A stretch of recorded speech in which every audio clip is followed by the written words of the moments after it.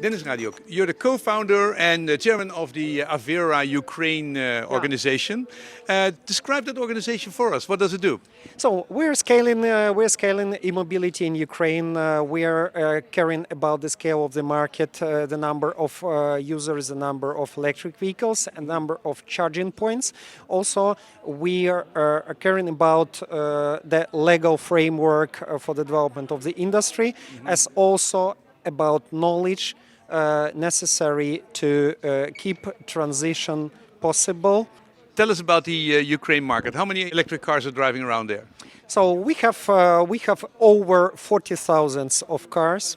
So the last official data before the war in Ukraine was 37,000. We see that cars are coming to Ukraine. So they are coming to Ukraine, people buying electric cars, mainly due to disruptions of fuel supply. So there is no gasoline, but the electricity keeps on flowing.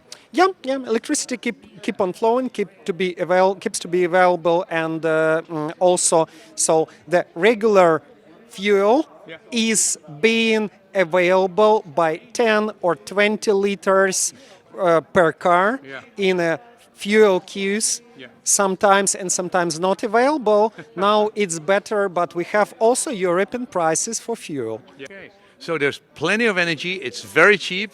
And so lots of people are buying electric cars because it keeps on. You can drive them during the war. Yeah, and also because they are just better in user experience. And definitely, I see that people who was very concentrated on economy for the trip, so they were not the main customers of electric cars. Possibly because so mostly the first ones were those who wanted better user experience, better safety, better electric package on board, and autonomous driving, semi-autonomous driving, something like that. So drive assist, and also we see that the next step is getting sustainable municipal mobility. So Ukrainian market now is very warmed up for replacement of buses with electric ones. How is the government of the Ukraine treating electric driving? Are they promoting it? Are they supporting it? So as a person who cared about the first steps to convince government to at least notice electric cars. So that was a challenge. Completely indifferent behavior towards electric cars. Now, is the government now aware that it exists? Are they now interested? Yeah. And government now aware. Definitely, we have several programs developing. So, Ministry of Infrastructure is coming to new legislations, is giving proposals, but definitely. If you talk about the war, you say it has been positive for electric cars, right? So definitely. Suddenly everybody goes, hey, these things keep on driving, no problem with... The war has no positive effect for sure, because any outcomes from the number of electric vehicles will not be calculated as any value in comparison to lives lost, for example, in Bucha due to these crimes done by Russians. And we cannot compensate by any innovations, any lost territories, and any things happening there now.